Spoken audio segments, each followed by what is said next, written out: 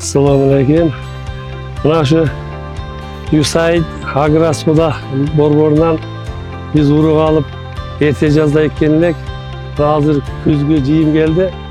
Ben oylab turam şu ilgari 6 setlerden jigör alçılık hazır düşündüğülükle qaraganda 7 setlerden jigör beret. Şunda 20 sotuktan 1 tonna 400 kilogram jigörü alam deb oylab turam. Allah taala versin. Xudo kalasa emgegimizni qaytarsın. Şu dolborga rahmat. Şu жаңылануу, инновациялык жолго үйрөтүп бизди. Şu жүгөрүнү кантип барашты, кантип мамиле кылышты үйрөтүштү.